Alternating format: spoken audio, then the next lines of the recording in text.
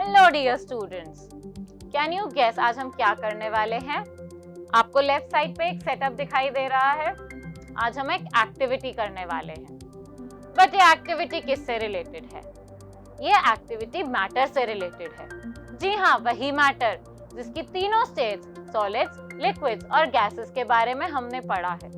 आज हम देखेंगे कि इन तीनों स्टेट्स पे टेम्परेचर का क्या इफेक्ट होता है, क्या होता है जब मैं इन्हें हीट करती हूँ और क्या होता है जब मैं इन्हें कूल करती हूँ। तो आइए देखते हैं आज के सेटअप में हमारे पास क्या है। वी हैव अ कंटेनर जिसके अंदर कुछ मॉलिक्यूल्स हैं। आज की एक्टिविटी के लिए मैंने वाटर के मॉलिक्यूल्स सिलेक्ट किए हैं। कंटेनर के नीचे एक सिस्टम है जिससे मैं इस कंटेनर को हीट कर सकती हूँ या कूल कर सकती हूँ। ऊपर टेम्परेचर स्केल है जिसमें केल्विन में टेम्परेचर विजिबल है और साइड में मैटर की तीनों स्टेट सॉलिड, लिक्विड और गैस लिस्टेड है। तो आइए स्टार्ट करते हैं आज की एक्टिविटी। आज की एक्टिविटी के लिए मैं वाटर मॉलिक्यूल्स की सॉलिड स्टेट आइस सिलेक्ट करूंगी।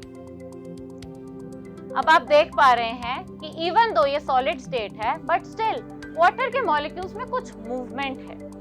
तो देखते हैं क्या होता है जब मैं इन्हें हीट करती हूँ।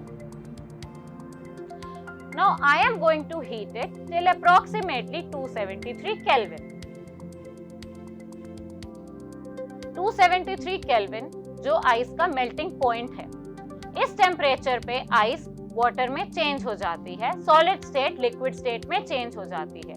अब आप देख पा रहे हैं कि वाटर के मॉलिक्यूल्स की मूवमेंट इंक्रीज हो गई है और वो एक दूसरे से थोड़ा दूर भी हो गए हैं।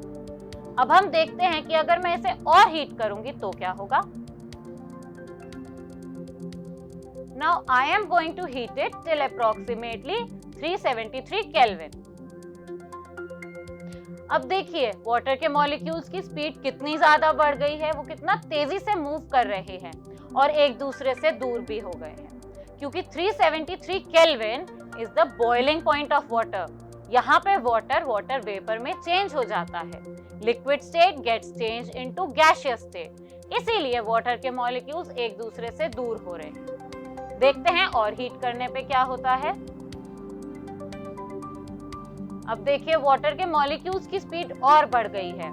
तो इससे हमें यह पता चलता है कि जब हम टेम्परेचर इंक्रीज करते हैं तो जो मैटर के मॉलिक्यूल्स हैं उनकी मूवमेंट बढ़ जाती है।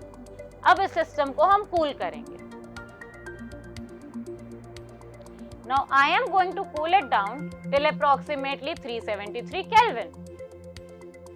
अब देखिए धीरे धीरे वाटर के मॉलिक्यूल्स की स्पीड कम हो गई है, वो एक दूसरे के पास आ रहे हैं क्योंकि 373 केल्विन पे वाटर वेपर का कंडेंसेशन स्टार्ट हो गया है। वाटर वेपर लिक्विड वाटर में चेंज हो रहे हैं। Gaseous state is getting changed into liquid state. अब हम इसे और कूल करेंगे। Approximately 273 kelvin. अब धीरे धीरे वाटर के मॉलिक्यूल्स और पास आ गए हैं, इनकी मूवमेंट और कम हो गई है क्योंकि liquid is getting changed into solid state, water is getting changed into ice.